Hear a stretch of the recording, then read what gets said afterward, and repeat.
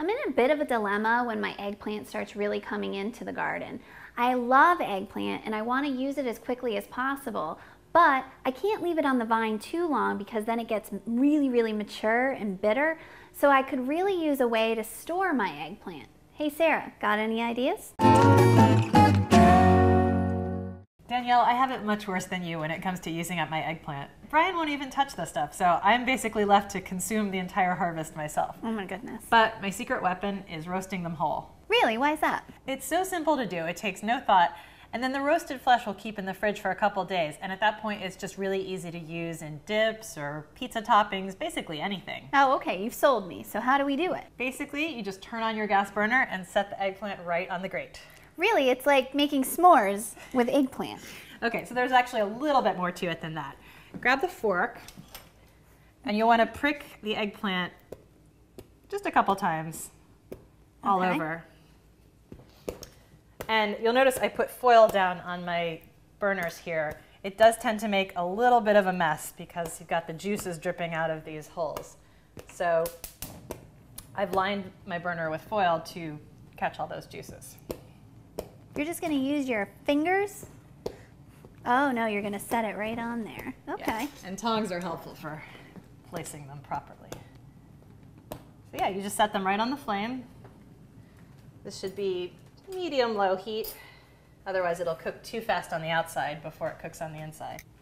Okay, so we'll just give these a turn every couple minutes so that it roasts evenly on all sides. Okay, so I know I just remodeled my kitchen, but we didn't put in a gas stove. Why? I know. That's coming, but what if I don't have a gas stove? Okay, so there's a couple of other ways you can do it. You can actually do the exact same thing on your grill. Just put the eggplant on the grate directly over the fire.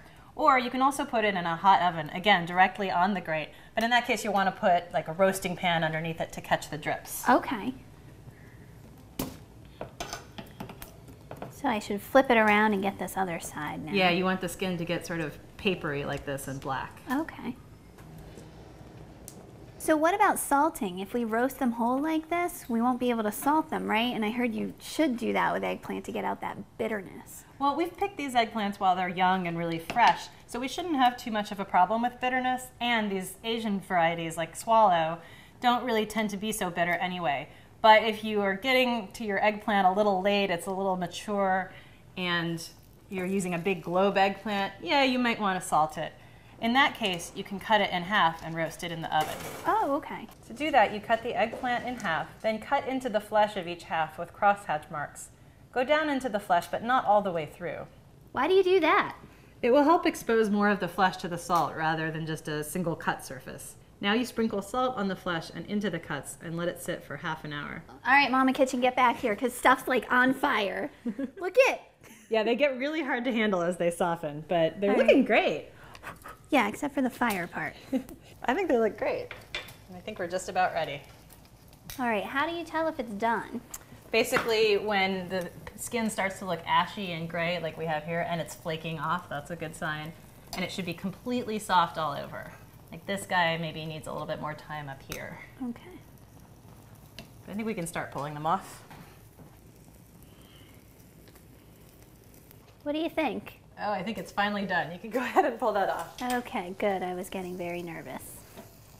And with these guys that have been off for a few minutes, they're finally cool enough to handle.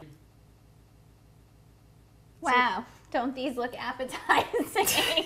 Don't be shallow. Don't judge a book by its cover. They have inner beauty. All right, okay. Show me the inner beauty. My favorite thing to make is baba ganoush, which is a Middle Eastern eggplant dip with tahini and garlic and lemon.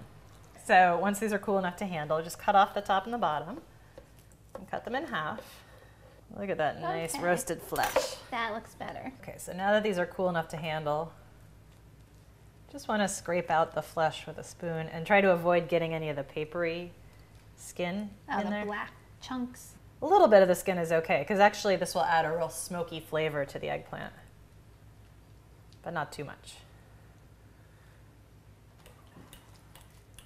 And then we just mash the flesh with a fork.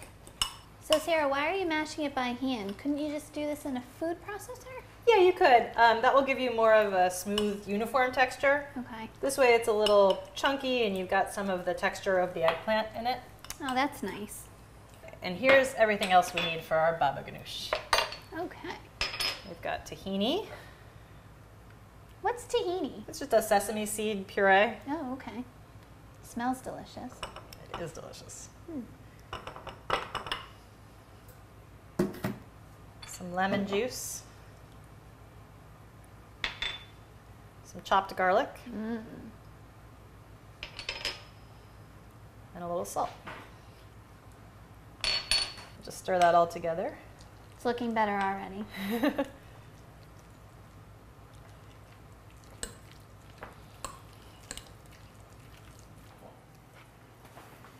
There's our baba ganoush. And don't forget the pita chips. Oh, of course.